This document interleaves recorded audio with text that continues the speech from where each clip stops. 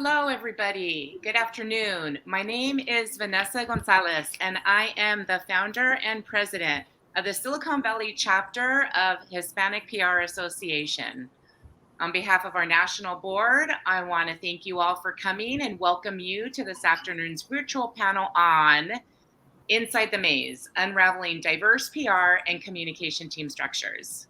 We hope you walk away from today's conversation with some insight into how organizations ranging from tech giants to retail powerhouses and all sizes of PR agencies are designing their PR and comms teams. HPRA is a nonprofit organization. We're dedicated to helping Latinos advance in the PR and communications industry. We're also focused on helping to build our talent pipeline. We're a nonprofit organization, and we do focus on education, resources, and providing professional guidance to Latino professionals in the industry.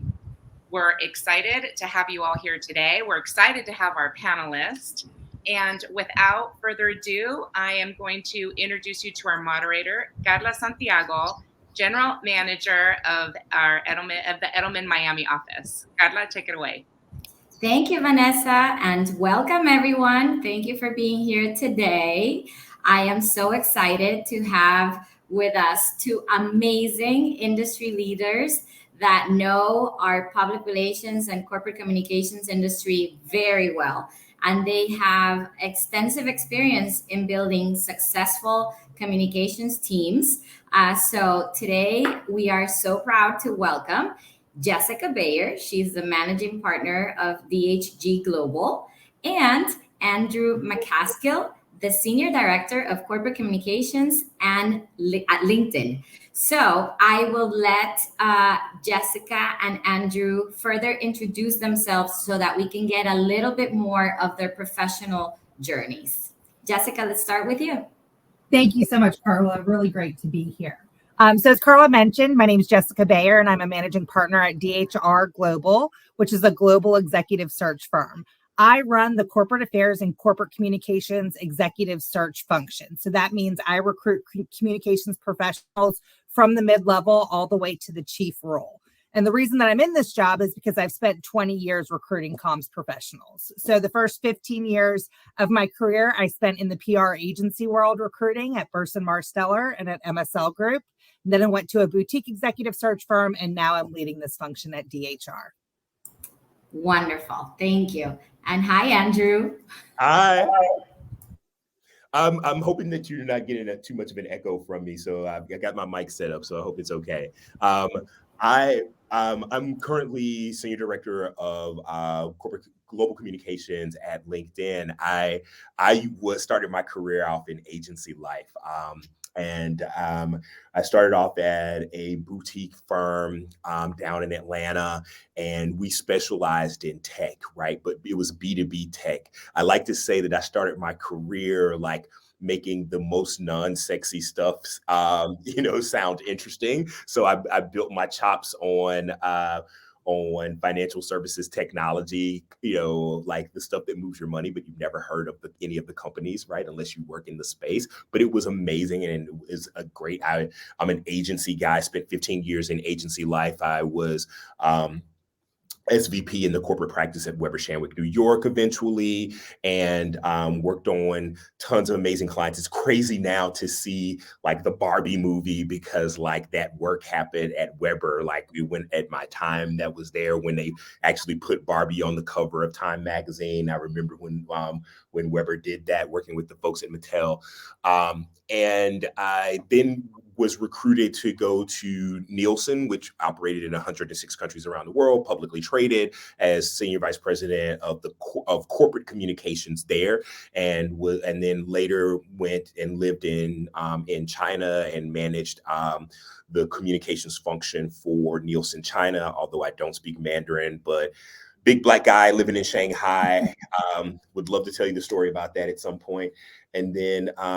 Decided that then I took on U.S. consumer marketing as well when I was at Nielsen, and put all of those efforts towards underrepresented groups, because those were the folks that had the least amount of awareness and affinity for Nielsen at the time. And so I became with the help of great folks like the folks at Republic Havas, and great folks, and that helped out, in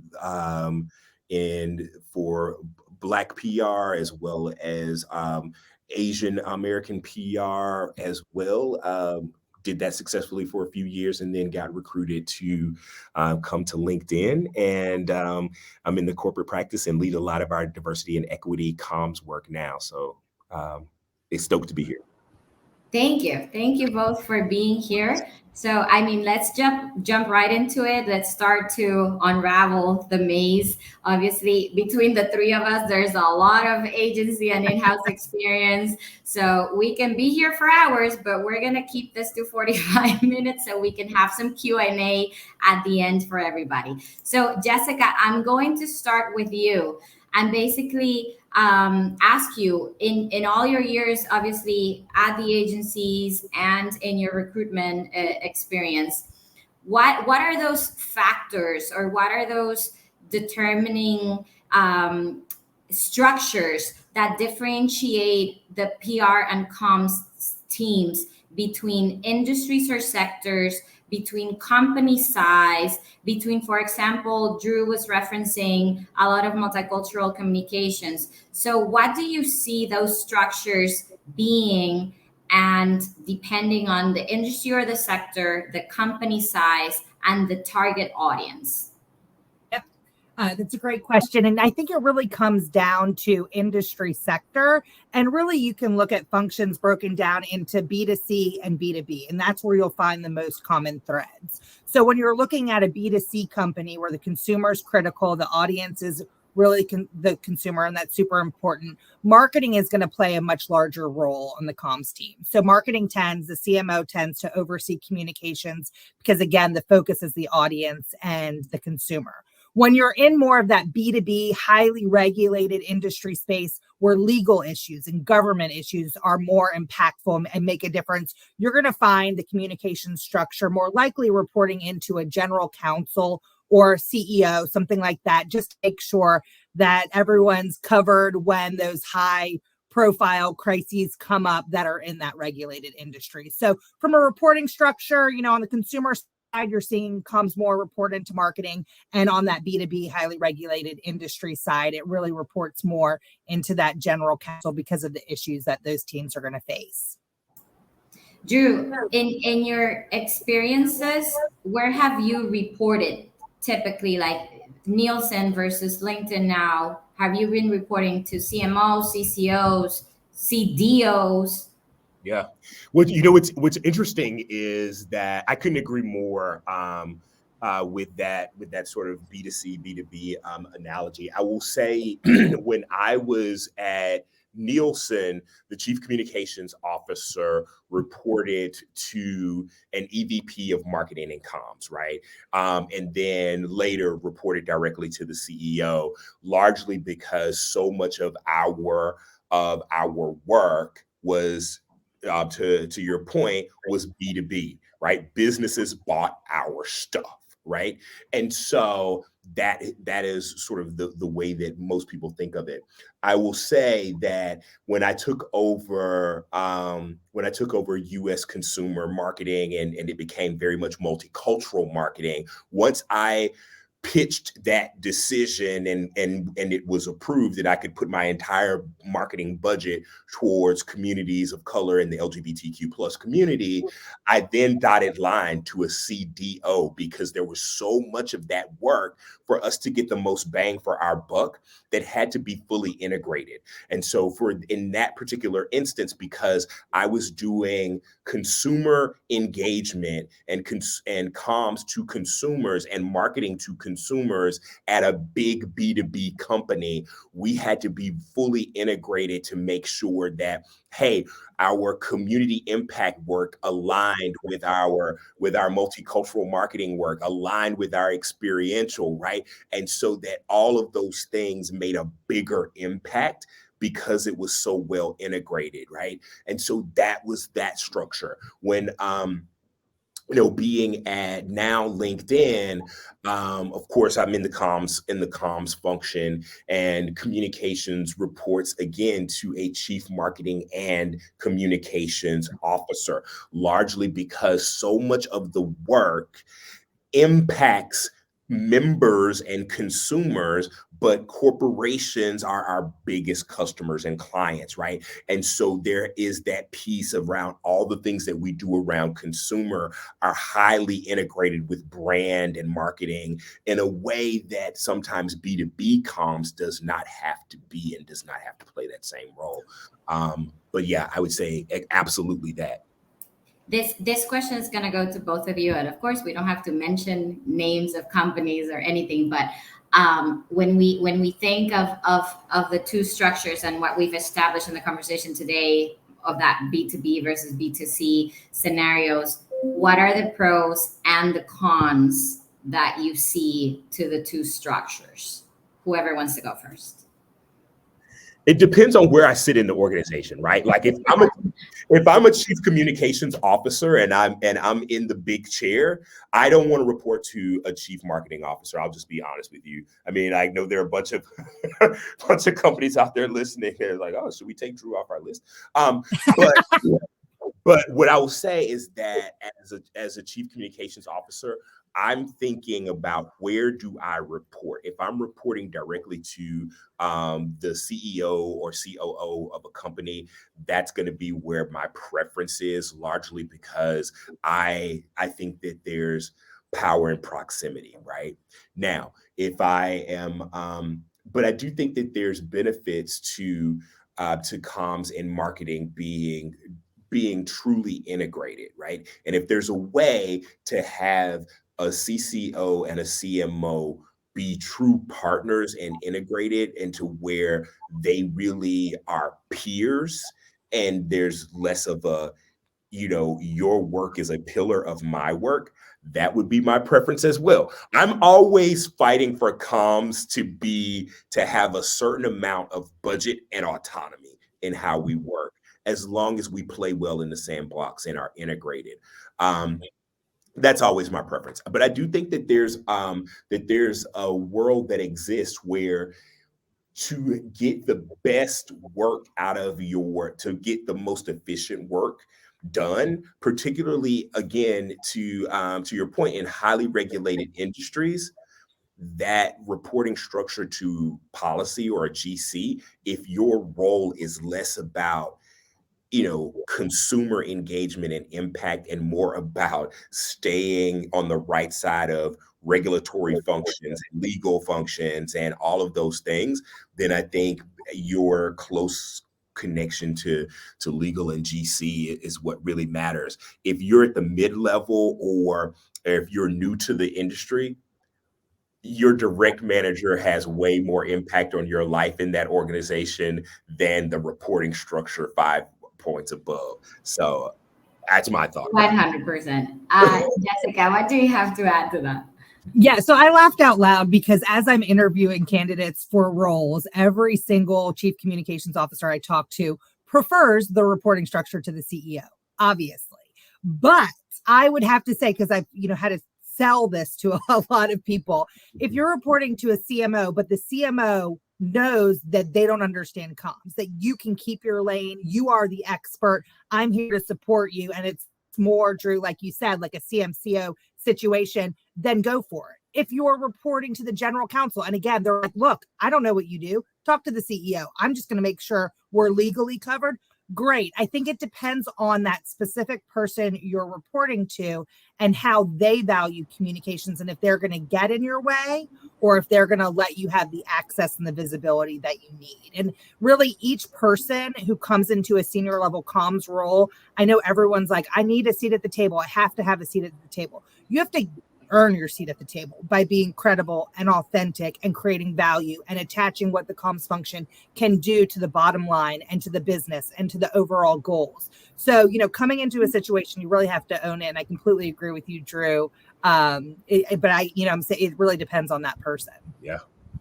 And the culture too. Yeah. It really depends on a lot about culture. I think we don't necessarily always talk about or even have conversations about what the culture is in oftentimes until we're way deep into the recruiting process if you're being recruited, or in the hiring process if you're like looking for that new role and opportunity. But there's so much of culture that impacts operations.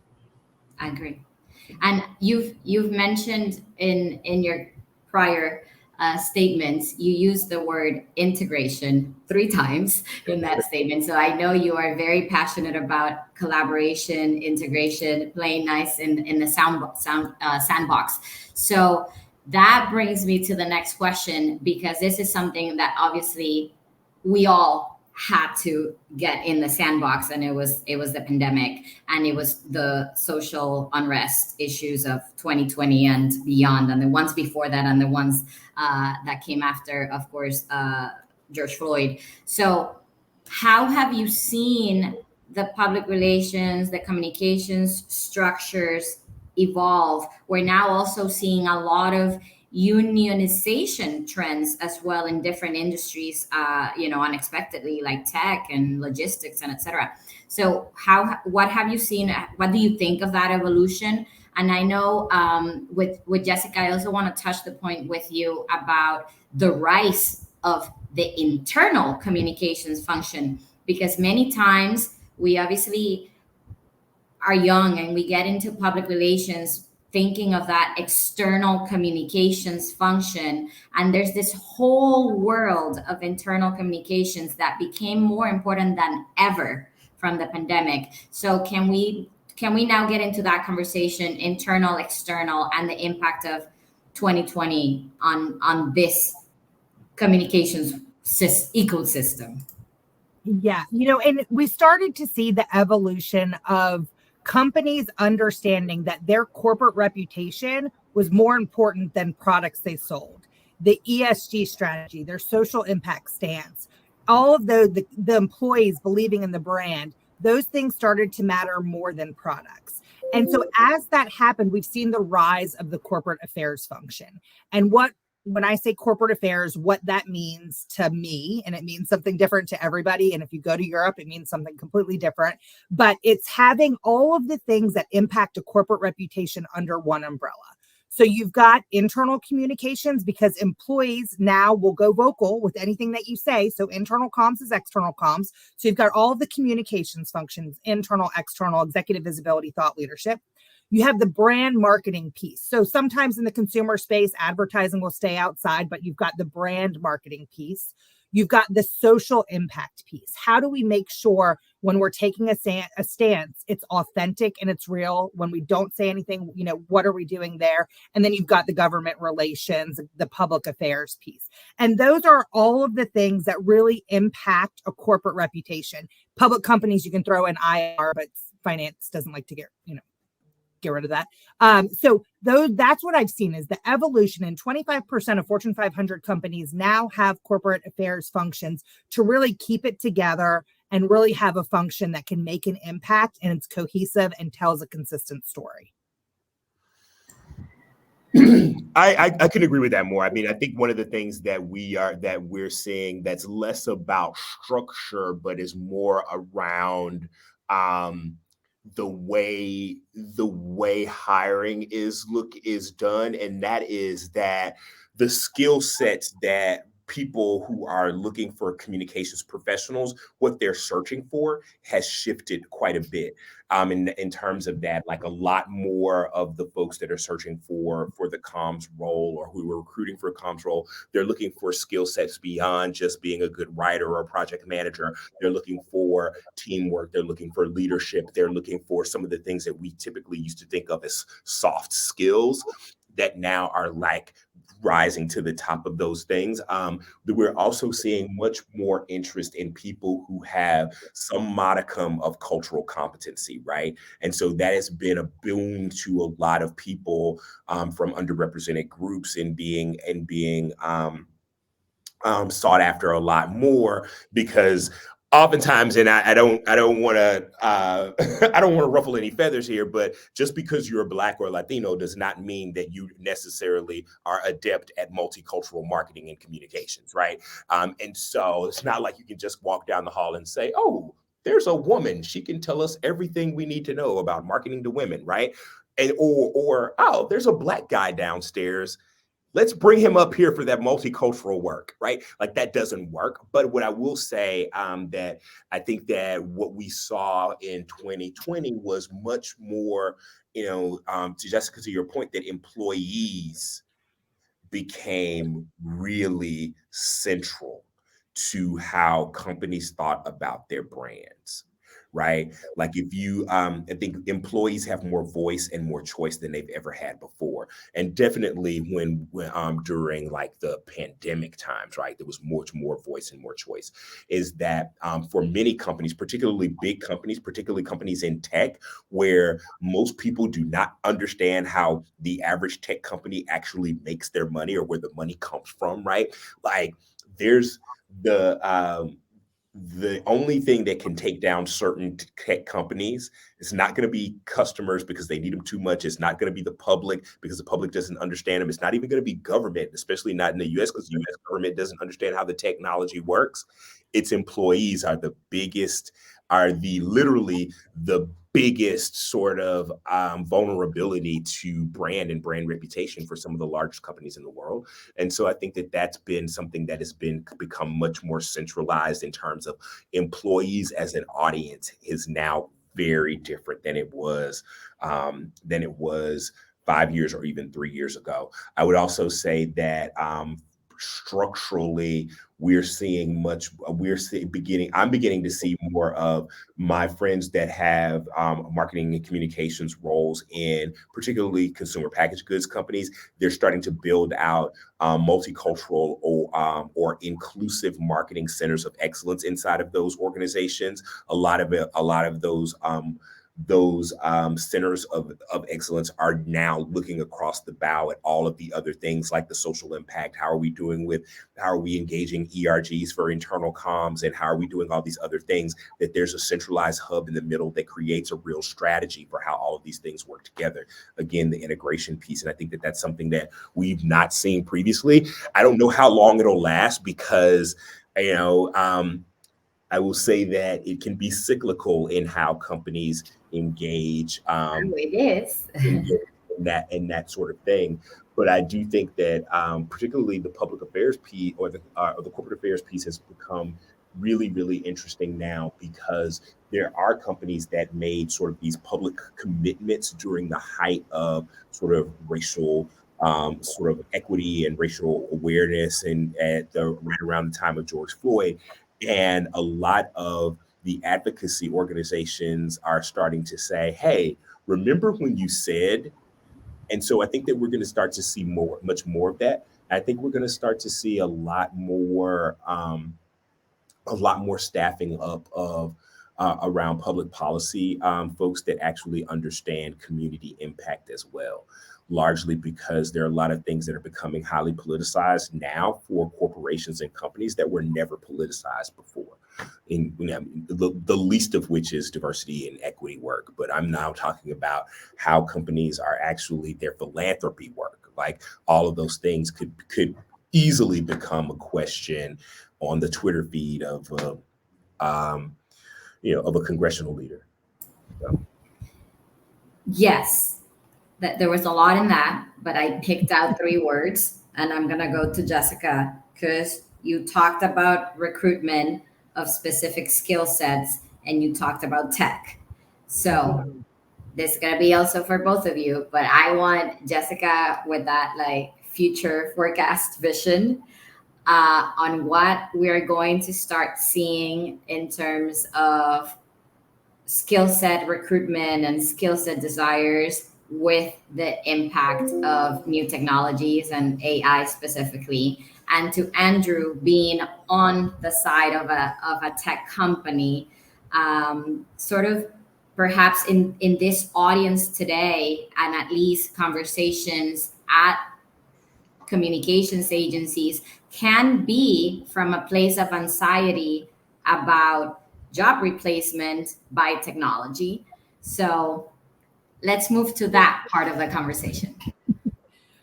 Well, look, what I learned when I studied PR 20 years ago is a lot less relevant today. And it's not about having these core, well, table stakes, you have to have the core skills, but you have to be able to evolve in understanding how communications can truly make an impact and think about it from a business perspective.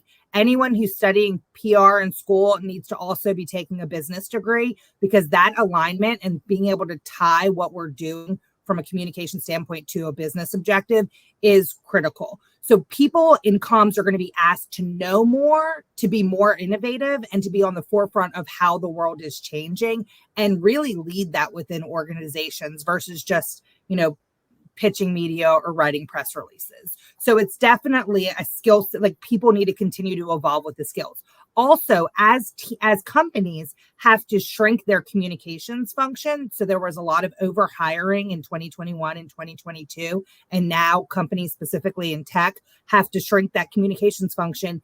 People are being asked to do more. So if your role was just internal comms, it may now be internal, social, digital, all of the content, all of these other things. So you have to make sure that you understand all aspects of the communications function, and sure, be an expert in something, but be able to continue to evolve and take on more and think holistically.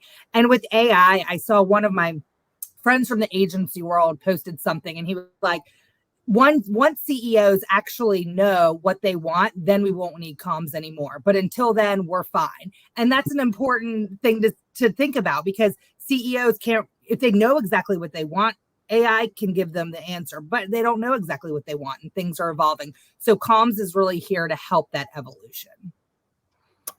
I love every single. Yes. I love every single.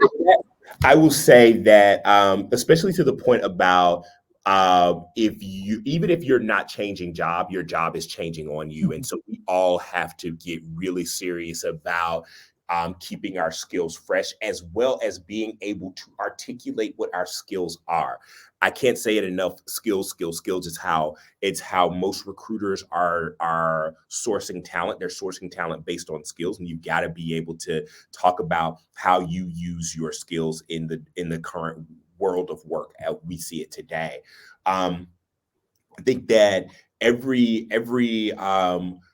a person in the communications function should be collecting skills like I don't know, tokens, that so that you're better prepared to be more career resilient. I think every few years, like, certain things in our industry changes in terms of what's in vogue now and what people are marching towards. And so, but your skills will always be there to help you make sure that you have that cushion in your career, that you have that space, that you are prepared for whatever changes take place or whatever changes happen. I would say too that if my perspective is that we're still very early days with this. AI is probably not going to take your job anytime soon, but a person who understands AI might. And so, starting now to be able to be conversant in the lexicon of AI, to be able to have smart conversations with leaders who are trying to figure it out, because you're keeping up with the things that are really important, and how to think about that space and how to think about those things that are changing in tech. I think that's the real opportunity there for most people, is to start to become getting really conversant about what things are happening around you, and staying current with the zeitgeist as well. I truly believe that there are so few people that understand investor relations, as well as sort of large scale corporate communications. I think that those things are always going to be like things that are just feathers in your cap that make people say, oh, we're publicly traded. All these people that have never done this could probably not swim in these waters at the senior level. But, you've got that IR experience, or you've got at least that education on it, and you can have that conversation. I think collecting the skills that get you to the place where you want to go next is always the best way to think about it. Most jobs are vehicles and not destinations. So on that path, you get that where you're there. It's like, what am I learning in this particular role? listen, I'm 46 and I'm still learning stuff, right? So, like, what am I learning in this role that prepares me for this next one? Even though I've been around a lot of blocks, what am I getting? What am I learning this time that'll be great for the next gig that I get? And on that topic of learning, and perhaps both of you have gotten, I'm sure, this question along your careers. I get it all the time because I was agency. I then went in house. I came back to agency. I always get the question, which one is better? What is better for my career? Where did, all of that? Where should I start? Or I'm here. Where should I go now? So it is always to follow the learning, but let's move now into the conversation about your career, communications, team structures, learning on the corporate in-house team versus on an agency team. I'll, I'll start. Look, my clients, CEOs of Fortune 500 companies, love people with agency experience. You've been put in so many scenarios across so many industries and learned so much that they love someone. Now, I can also say that these CEOs are also hesitant to hire somebody who has only agency experience. They want someone else to take the chance on them going in-house. And then if it works out, then transitioning. Because some people, and Carla, I'd be interested to know your perspective.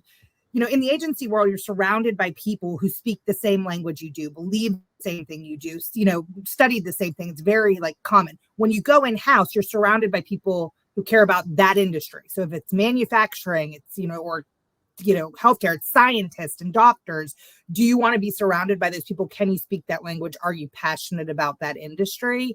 And so that's something that sometimes companies want the agency person to try out first and then go. But everyone loves agency experience. I think getting it early in your career is super smart. And I love placing people with agency experience because I speak the language. Yeah. I always say that my agency years were like dog years. Like I learned more in like 1 year of agency experience than I could have learned in like 7 years on the client side, on the corporate side. And that's just the fact. I mean, you have it's trial by fire. You have, even when you make a mistake in agency life, there's a lot of air cover and a lot of checks and balances to make sure that that mistake doesn't see the light of day, or at least the client never sees it, right? And so there's a lot of insulation for you to learn and grow. And there's always, if you raise your hand, there's always somebody that'll say, yeah, I need some help over here. Let me show you how to do it. And you picking up skills and you're picking up experience like that.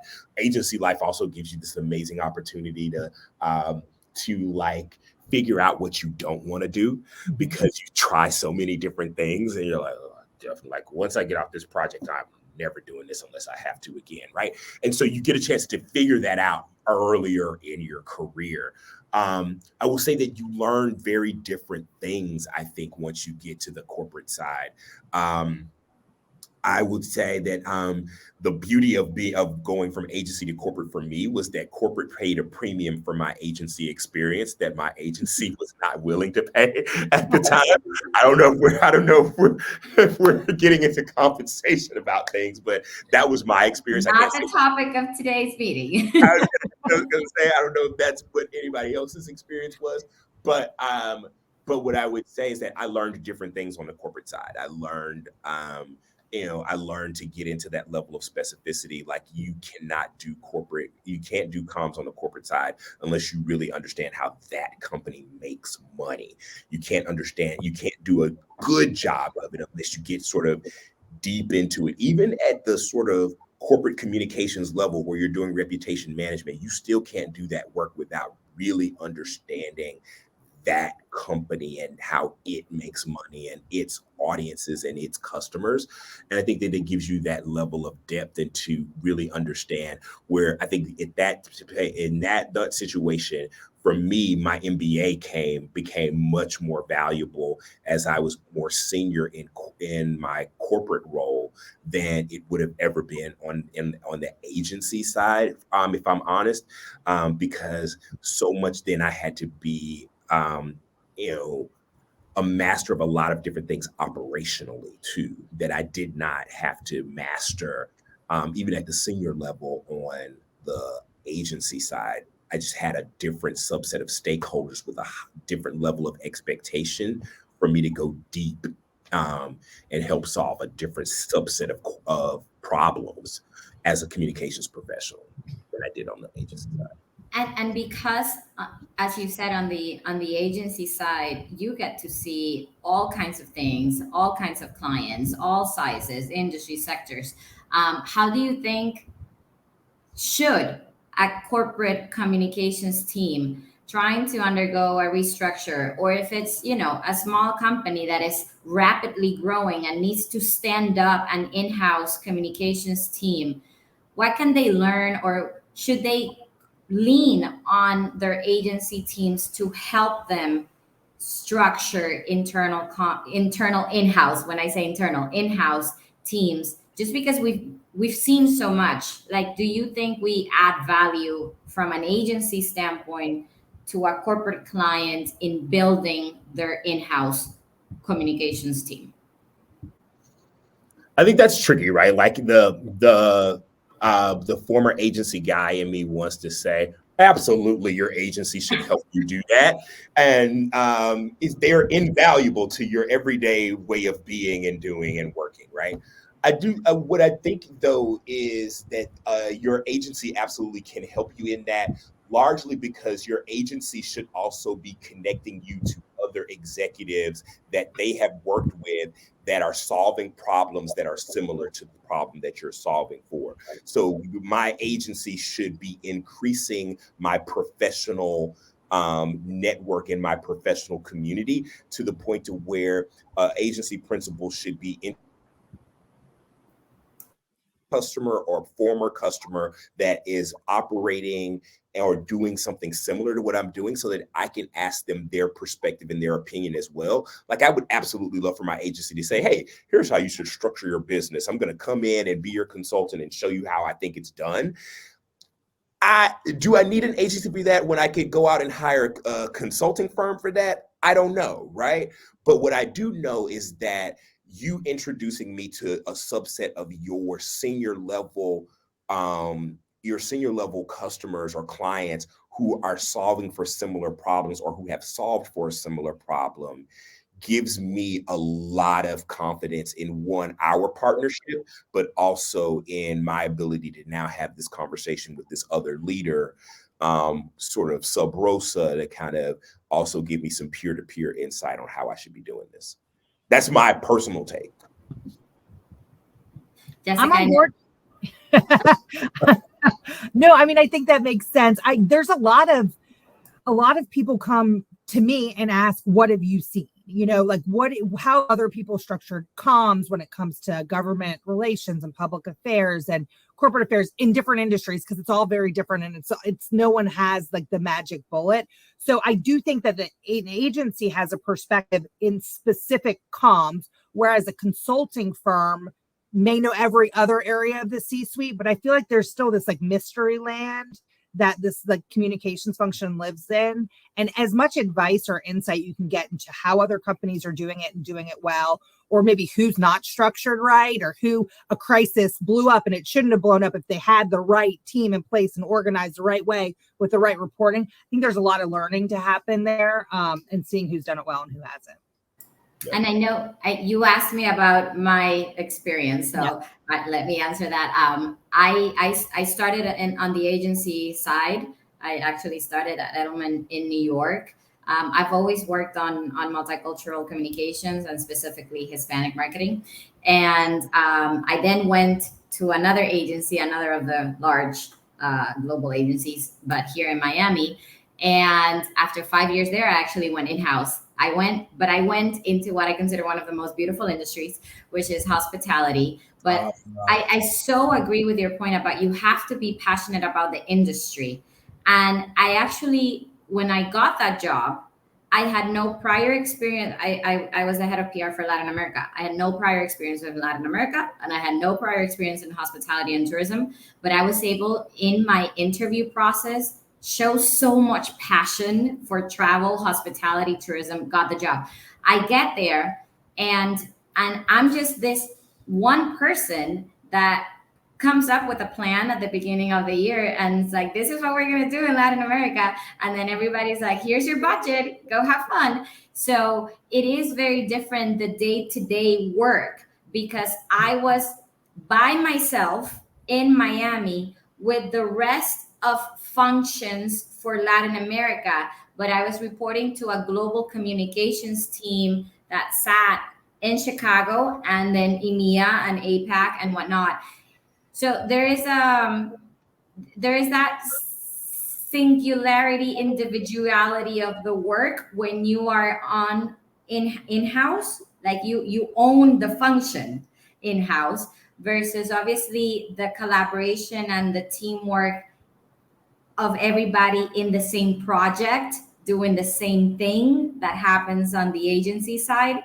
So ultimately, I came back to obviously the agency world, and I now run Miami. But Andrew, to your point about operational skills, I did have to bring all the operational skills, because I took a role as a general manager. Mhm. So I'm not doing comms all day, but I'm doing human resources, and I'm doing finances, and I'm doing culture building, and a million other things besides operations. But that was just my own personal experience. Yeah, I love that. I love the fact that what you said about having a career in communications, even when you have to start to make some concessions as you move up, right? Is that finding an industry that you're really interested in, really passionate about, I feel like has oftentimes been the linchpin for loving my job on all the days between the 1st and the 15th, right? Like there are definitely some roles in our careers where it's like I really love this job on my payday, right?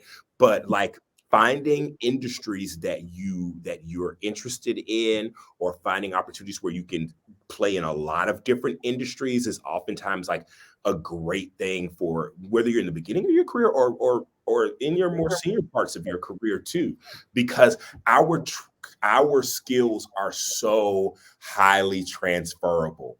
I love the fact that I can write an amazing plan, comms plan, or integrated marketing plan for anything you throw at me, right? I could write Voldemort's executive comms plan today, right? Like it it wouldn't matter, because like because our skill sets are so good, right? Like they're so highly transferable and so needed. One of the things that I tell young people that I hear from recruiters all the time is that across the board, across industries and across roles, one of the things that they struggle to find are people who are great writers, and people, because if you can't write, then you can't get that communication piece right.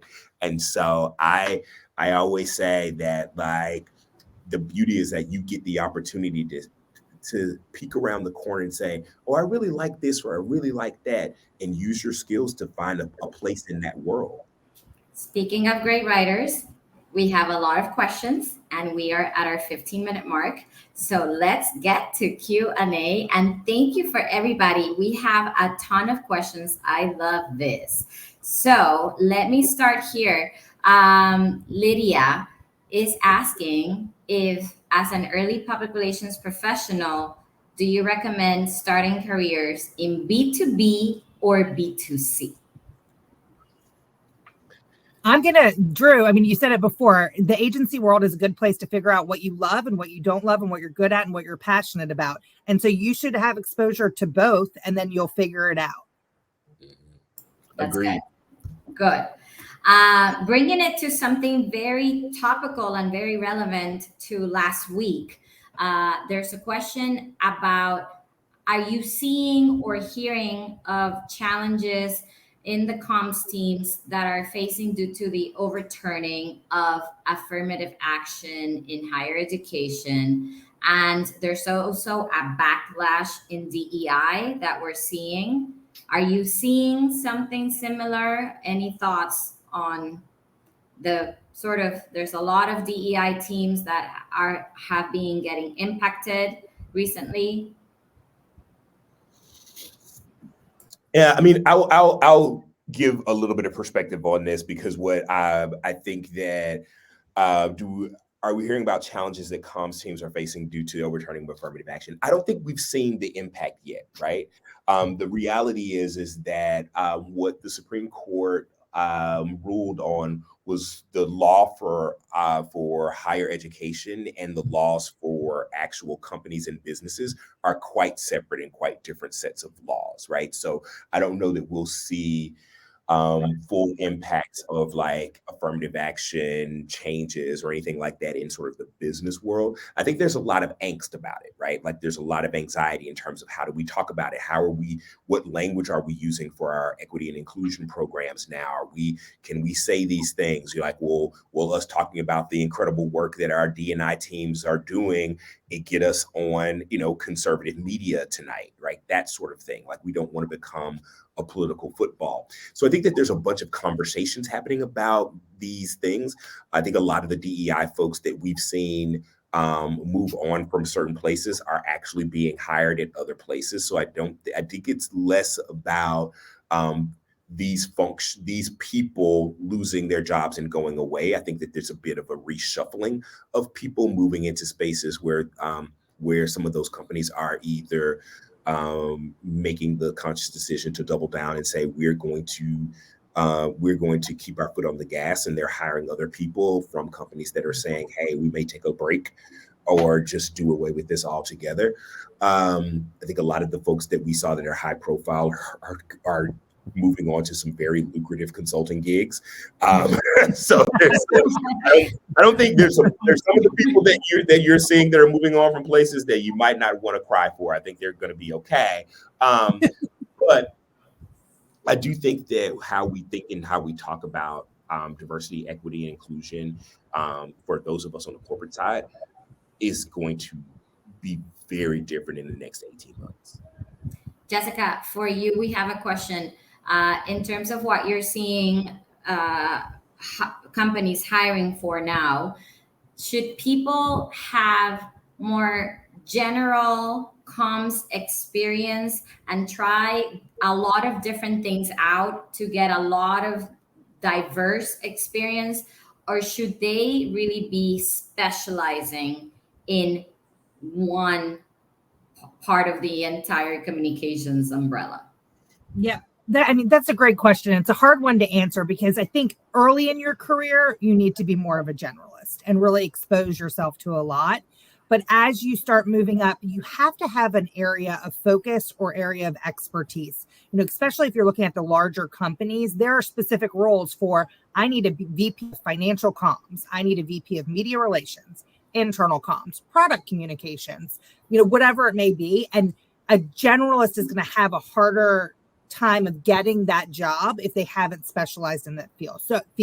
So I think starting your career and really exploring everything, figure out what you're really good at, what you really like, and then start taking that lane and build a specialty while continuing to learn everything else, because then you'll want to take that specialty to the chief communications officer role. So then you have to make sure you can continue to expand. So it's kind of an evolution, but whenever, it's harder for me to place a generalist at the senior level. I really need an area of expertise, and it can be an industry area of expertise, but there has to be something that this person stands apart from the rest of the crowd. They're going to bring the specific skill set. And that's why my clients hire me, is to find that unicorn that owns those skills that are going to really impact the business and the company. Great. We need some real world experience. So Erica is asking, have you been on a team where the structure was not effective and resulted in eventual change? And if so, what was the catalyst for that change? Listen, I think companies restructure a lot. Companies restructure quite a bit. I think one of the reasons why I was sent to China during at one point in my career was I was sent there to restructure the communications organization and renegotiate our agency agreements on the ground, and then hire my replacement and come before I came home. So I think that that I was, while I was not in that particular structure, the structure that was set did not work for how fast that particular business was growing. And the folks that were staffed against it could not handle it at the pace that it was growing. And so I think that there's a couple of things that will tell you about whether or not the structure is right. One is, I think, clearly the what, and that is what are the results are that are coming out of it. If the results are wrong, right? And then mostly the how. How are your stakeholders, how are your employees feeling about the work that's getting done? That those two things are working right, you usually will be in a structure that is considered to be effective. If one or more of those things are happening, you're going to see a change happen pretty quickly. If the how sucks, it doesn't matter, like, even if the results are really good. So but if the results suck, like the fact that people love you and like love that you report to them is not going to work, right? I think that usually tells you exactly what you need to know. And that to me is like the, stick your finger in the air to see what way the wind is blowing. If either of those two things are off, in terms of stakeholders and or employee or team members are losing their shit, or the results just aren't off despite having great inputs, usually that's going to Yeah, be the catalyst we for can change. we cannot undermine the importance of culture in an effective structure. Sometimes it is not about if the structure is effective or not. Yes, to all of that you just explained, that is structure. But my experience as where catalyst for change has come is because fine with the structure, you just sometimes have the wrong culture, and that can translate into the wrong people. So there's, all of that is part of it. Okay, we're gonna do one more question and then close out. And this one is from Gina, and she is asking, which soft skills are most important when building new comms teams? And what are non-negotiables when determining your team structure? It's a two-part question. You can pick whichever. And with that, we will close. Soft skills when building new comms teams that you look for, or non-negotiables when determining your team structure. I already said mine, which is the right people, the right culture. I think culture is great as long as we're not using culture fit for a hiring principle, right? Like, because sometimes culture fit means somebody just like me, right? Mhm. And so I don't think that is the right thing.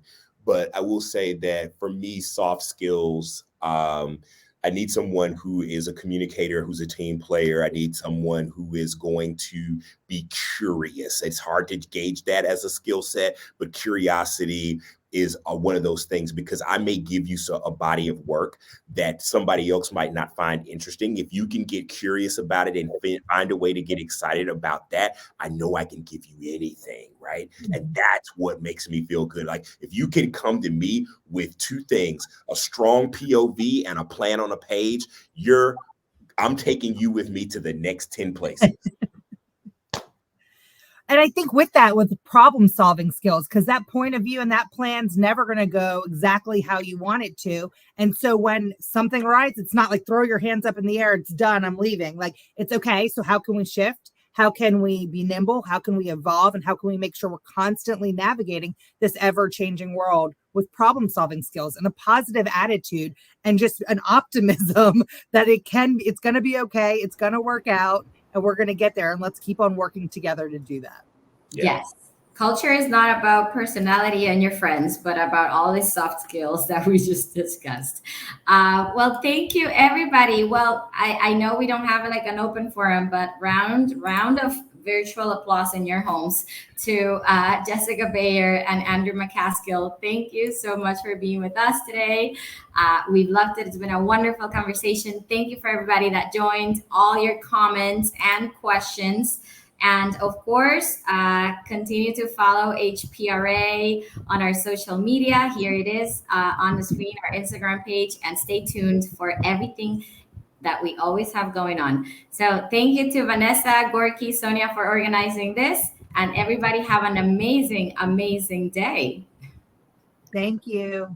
Thanks so much for having us. Bye-bye. Bye-bye.